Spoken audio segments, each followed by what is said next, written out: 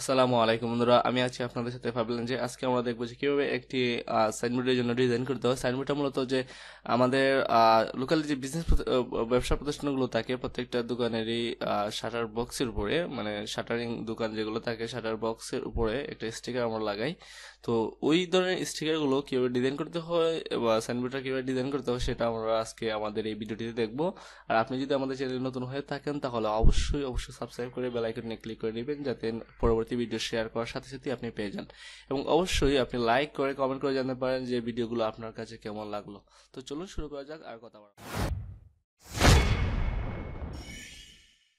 আমরা প্রথমে ফটোশপে আসবো। ফটোশপে আসার পর এখানে ক্লিক করতে হবে ফাইলে ক্লিক করে নতুন ফাইল, নিউ ফাইলে। তারপর এখানে নর্মাল নেমের জায়গায় যে কোনো একটা নাম দিতে পারেন, বা আমি সাইজ দিয়ে সেট করবো।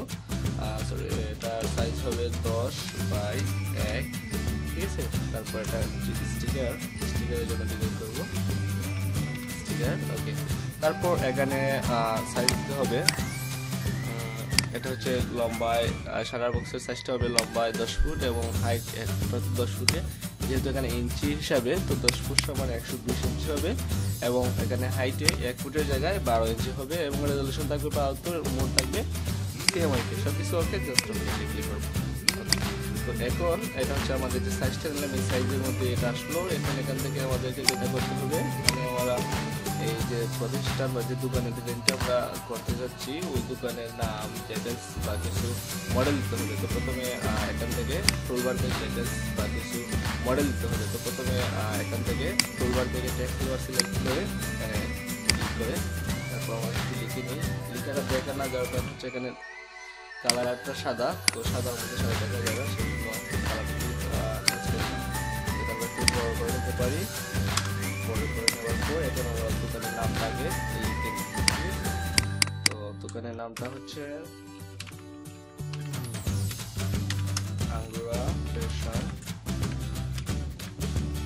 2, হচ্ছে মূলত দোকানের মূল নাম, ঠিক আছে। তারপর বাকিগুলো লিখে নিই। ডিজাইনটা আমরা ডিজাইনের কাজটা পরে করবো, সেমভাবে এটাকে কপি করে নিই আর তাতে চেপে তারপর টেনে করে দিলাম। তারপর আবার টেক্সট টুল এবং প্রোপাইটরের নাম হবে প্রোপাইটর।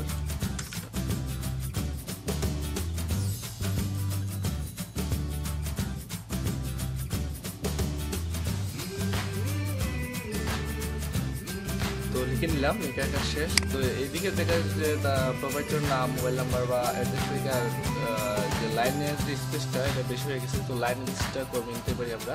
লাইন স্পেস কমানোর জন্য এই অপশনটাতে ক্লিক করতে হবে। এখান থেকে 244 আছে, এখানে করতে পারি মুভমেন্ট এরও নিচের দিকে, যেটা ওইটা থেকে আপনি কমিয়ে নিতে পারেন। তারপর আমি অ্যালাইনমেন্ট সেন্টার করে দিলাম,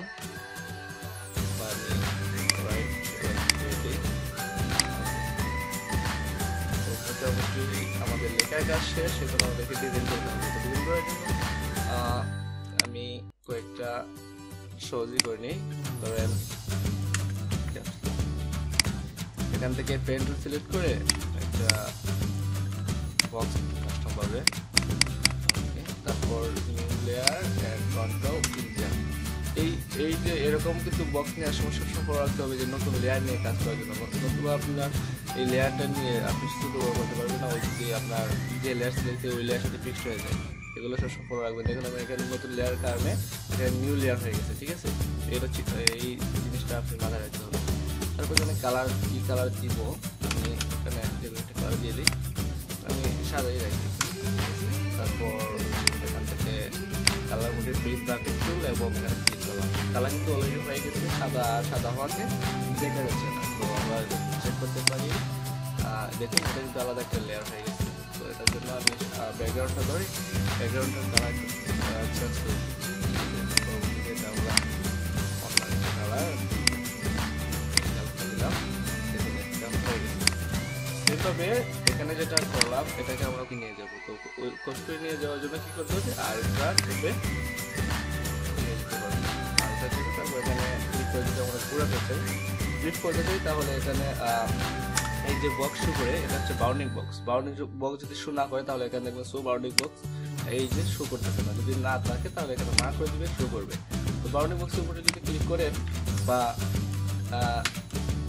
কন্ট্রোল টিতে ক্লিক করেন, তারপর রাইট বাটন ক্লিক করেন, ক্লিক ফ্রি জেন্টাল মারলেই আপনাটা ঘুরে যাবে। এখন আমি দেখছি যে আপ ডাউন করতে, অর্থাৎ নিচের বড় অংশটা উপরের দিকে যাবে, উপরের বড় অংশটা নিচের দিকে আসবে। সেমভাবে আবার একটা ক্লিক করে ফ্লিপ ভার্টিক্যাল হয়ে গেল এবং এটাকে এদিকে এনে প্রয়োজন। এখন আমার একটু জায়গা প্রয়োজন, সেজন্য আমি এটাকে বাড়িয়ে দেবো এই অংশটা। এখান থেকে রেক্টাঙ্গল মার্কিং টুল সিলেক্ট করে এখানে ফিদার যদি 0 থাকে, বেশি থাকলে আবার যদি ফিদার পয়েন্ট বেশি থাকে তাহলে এটাকে 0 রেখে বাড়িয়ে দেবো। এখন আমরা যেটা করবো যে এখানে কালার চেঞ্জ করতে পারি। কালার চেঞ্জ করার জন্য এখানে কালারে ক্লিক করবো, তারপর এখান থেকে কালার একটা দিয়ে দিই, কন্ট্রোল আলট্রা শিফট ডিলিট হয়ে গেল। এখন এখান থেকে আমাদেরকে লেখার সেটিংটা করে নিতে হবে। যেহেতু আমার নীল কালার দিয়েছি, সেক্ষেত্রে নীলের মধ্যে কালারটা সাদা প্রদীপ আসবে। কালার কম্বিনেশনটা বুঝতে হবে, ডিপ ব্যাকগ্রাউন্ডের মধ্যে লাইট লেখা, আবার লাইট ব্যাকগ্রাউন্ডের মধ্যে ডিপ কালার বাসবে, এরকম আর কি। ওকে, এখন প্রোভাইডার, যেহেতু প্রোভাইডারকে আমরা একটু হাইলাইট করে দিব। হাইলাইট করার জন্য টেক্সট টুল ধরে আবার এখানে ডবল ক্লিক করলেই এই লেখাটা সিলেক্ট হয়ে যাবে, লাইটটা।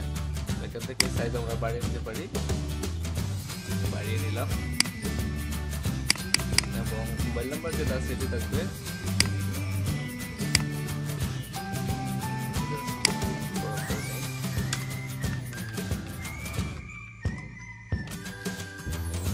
তাইলে এখন আমরা এটার অ্যালাইনমেন্টটা সেন্টার করে দিতে পারি। এই লাইনটা একটু বেশি প্রয়োজন, লাইন বেশির জন্য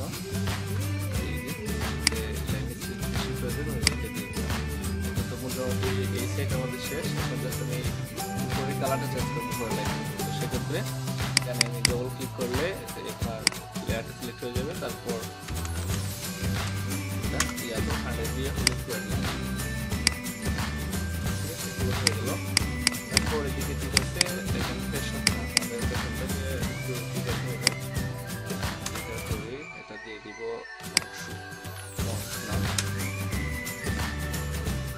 অংশ দিয়ে দিলাম। আসলে কালারটা দিয়ে দিই, ফন্টও আমরা পাল্টিয়ে দিলাম, কংশু অ্যাড দিলাম, ফন্টের নাম। আর আরেকটা কথা হচ্ছে, যদি ফন্টগুলো আপনারা না পান, কালেকশনে আপনাদের না থাকে, তাহলে গুগলে সার্চ দিবেন ফন্ট বাংলা স্টাইলিশ ফন্ট লিখলেই পেয়ে যাবেন প্রচুর ফন্ট, ঠিক আছে। তো এটা দেওয়ার পর এখান থেকে আমি কালার সিলেক্ট করে নেবো, এটাকে আমি দিব লাল কালার এবং হয়ে গেল লাল। তারপর এখান থেকে যেটা আছে এটা এভাবে থাকবে, এখানে আমি এই অংশটা রাখছি, এখানে আমার কিন্তু কিছু মডেল আনো, ঠিক আছে, সেই জন্য। তো এখান থেকে জাস্ট একটু দিয়ে এটাকে নিচে নিয়ে দিলাম এবং এটা যদি আপনি ক্লিয়ার না হন তাহলে আমি দেখাচ্ছি আপনাকে। আমি লেয়ার কিন্তু ডবল করছি এখানে, হ্যাঁ, যে লেয়ারটা আছে এই যে এই লেয়ারটা আমি ডবল করতেছি। ডবল করার জন্য আলট্রা চেপে লেয়ারটাকে টেনে আনলি ওই লেয়ার থেকে আরেকটা লেয়ার নিউ হয়ে যাবে। তো লেয়ারের কালারটা আমি চেঞ্জ করি, আলট্রা শিফট ডিলিট, দেখছেন নীল কালার হয়ে গেছে, সেম লেয়ার। তো এটাকে আমি বেঁকে নিয়ে আসবো, বেঁকে নেওয়ার জন্য এখান থেকে আমি এখানে আনতে পারি, আনার পর এদিকে এনে এটাকে পুরো অংশ শুধু একটু বের করতে চাই, সেজন্য কন্ট্রোল চেপে যদি এভাবে দিই তাহলেই বের হয়ে যাবে। কন্ট্রোলে চেপে এই কাজটা করতে পারি, কন্ট্রোলে চেপে ধরে তারপর এটা করা যায় আর কি। তো এটা পরে যাওয়ার পর এটা কিন্তু একটি আলাদা একটা শেড আসছে, যে এদিকে আমার নীলের সাথে সাদা এবং এদিকে সাদা, যেদিকে আমি একটা নীল দিতে পারি তাহলে আরো বেটার হয়। সাদা একটা কিন্তু শেড দিতে পারি, তো সাদা দিতে চাইলেও আমরা দিতে পারবো। তো এটা দিব অন্য একটা সিস্টেমে, ওইটার মতনই সিস্টেমটা কাজে রেখে ওইটাকে দিব ধরুন পেন টুল দিয়ে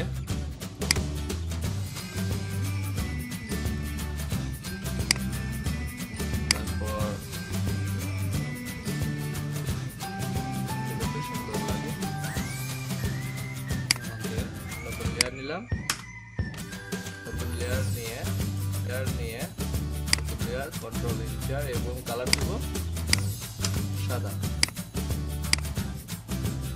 কন্ট্রোল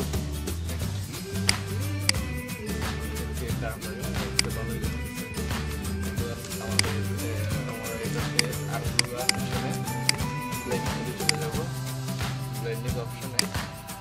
আছে স্ট্রোক শেড, এগুলো আমরা দিতে পারি।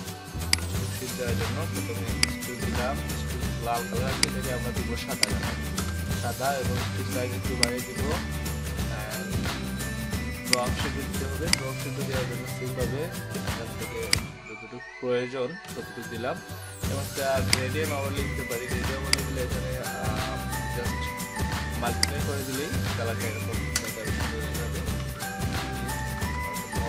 চকলেট এবং লাল একটা মিশ্রণ হয়ে গেছে এই কালারটা।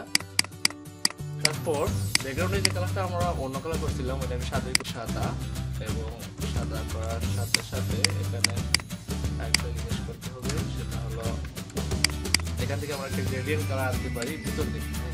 এখানে তো আমাদের মডেল বলবে, সেটা আমরা পরে আনতে পারবো, এখানে আমাদের প্রয়োজন মডেল না। ছবিগুলো দেওয়ার জন্য আমরা গুগল থেকে কালেকশন করতে পারি, বা আমার আরেকটা কাজের মধ্যে এটা রয়ে আছে, তো আমি ওইটা থেকে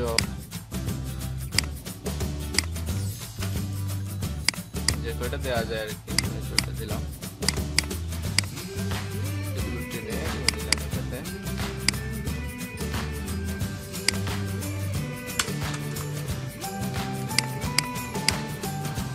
এটাকে আমরা নিয়ে নিব কন্ট্রোল স্টার থেকে,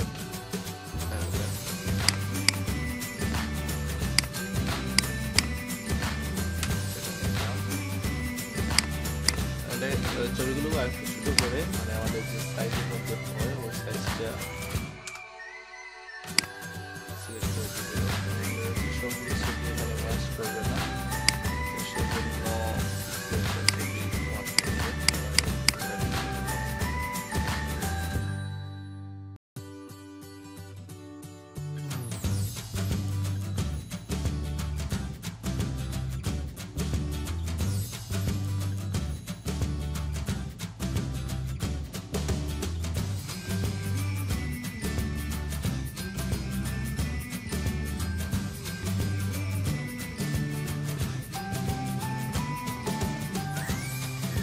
এখন আমাদের যেটা করবো, আমরা এখান থেকে একটা গ্রেডিয়েন্ট কালার দিয়ে দেবো সেপারেট করার জন্য, যেটা ব্যাকগ্রাউন্ড। এখানে একটা আমি কালার দিই,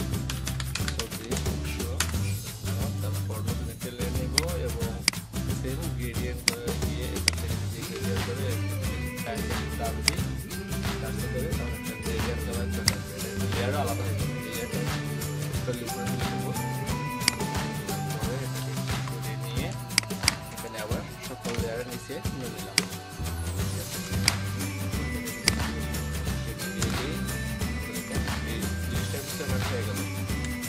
এই ছিল এই পর্যন্ত আমাদের কমপ্লিট হয়ে গেছে। এটা হচ্ছে আপনার শাটার বক্সের ডিজাইন। দোকানগুলোতে যে শাটারের উপর যে বক্সটা থাকে, বক্সের জন্য স্টিকার দিলেন, ঠিক আছে? স্টিকারটা জাস্ট ফিক্স করে তারপর এটা দোকানে লাগিয়ে দিলেই হয়ে গেল। কিন্তু আমরা এটা দেখলাম আজকে, যদি বুঝতে কোনো সমস্যা হয় তাহলে অবশ্যই কমেন্ট করে জানতে হবে। আর যদি আপনি আমাদের চ্যানেলে সাবস্ক্রাইব না করেন, নতুন হয়ে থাকেন, তাহলে অবশ্যই সাবস্ক্রাইব করে রাখবেন। আর যদি সাবস্ক্রাইব করতেন তাহলে অবশ্যই অনেক অনেক ধন্যবাদ। আর ভিডিওগুলো আসলে দেখে আপনারা উপকৃত হচ্ছেন কিনা সেটা কিন্তু বোঝা যায় কমেন্টগুলো দেখে। তো সেজন্যই কমেন্ট আশা করি যে আপনাদের ভালো লাগছে কি না, উপকৃত হচ্ছেন কিনা। তো সেই প্রত্যাশা নিয়ে আমি আজকে ভিডিও শেষ করবো। তো তার আগে আমাদের শেষ কাজ হচ্ছে এটা আমরা সেভ করবো, ঠিক আছে? এই কাজ তো শেষ পর্যন্ত আমরা সেভ করে নেব। ফাইলে ক্লিক করে তারপর এখানে সেভ বা কন্ট্রোল প্লাস ক্যাশ, সেভে ক্লিক করে আমরা কোথায় সেভ করবো, ঠিক আছে? আমি আমার কাস্টমার লিস্ট দিয়ে সেভ করবো, customer service, customer work file, customer list করে দেবো আমরা।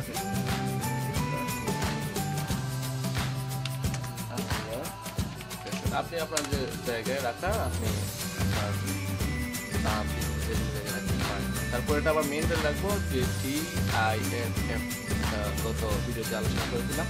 সেম আমি প্রথমে এটা লিখে দিব। আর যখন আমি প্রিন্ট আউট করবো, প্রিন্ট আউটের জন্য যখন আমি প্রিন্ট আউট বাড়াবো, তখন আমি এটাকে জেপিজি করে আমি প্রিন্ট আউট দেবো, ঠিক আছে? তো আজকে এই পর্যন্ত সবাইকে ধন্যবাদ জানিয়ে বিদায় নিচ্ছি। খুদা হাফেজ।